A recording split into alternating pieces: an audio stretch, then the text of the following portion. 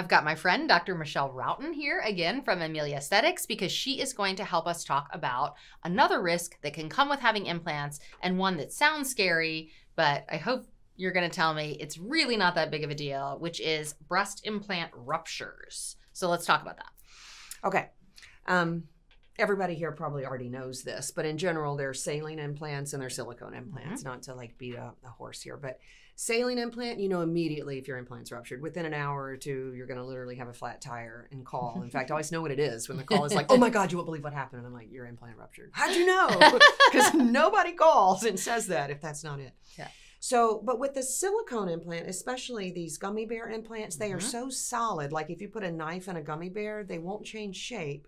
So you won't know that your implant's ruptured. Now your implant does not explode inside of you. In fact, you can see on Instagram, like it's always a man, right? But a male plastic surgeon driving over breast implants to show you like how strong they are.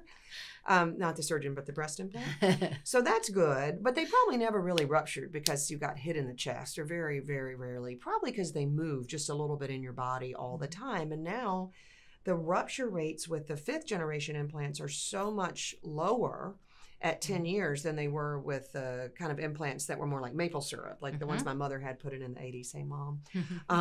Those were over half were ruptured at 10 years, and now it's between 9 and 20% at 10 years. So that rate has come way down.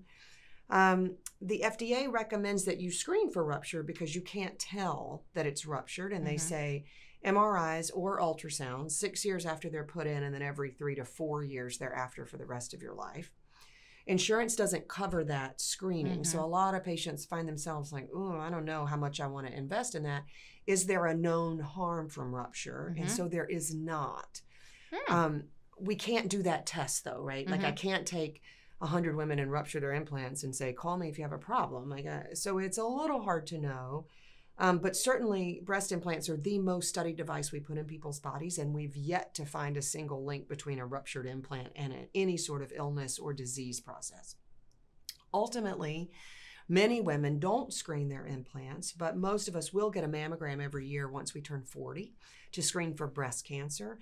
Ultimately, that's where most ruptures picked up, even though the mammogram isn't the best test, because it's the only test our breasts are typically getting.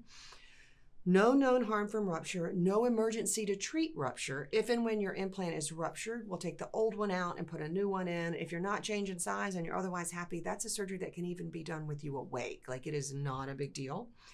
The implant manufacturers, as of today, all have lifetime warranties on rupture. So if and when your implant's ruptured, generally 20 to 30 years from now, there's a better implant on the market you'd rather have. Old one out, new one in, and that's usually pretty straightforward. Oh my God, that was perfect. I feel so much better. Thank you very much. Welcome. If you're researching plastic surgery, you're gonna wanna hear this. The video you just watched was one of hundreds of educational plastic surgery videos that you can find in the completely free Bustmob Academy app.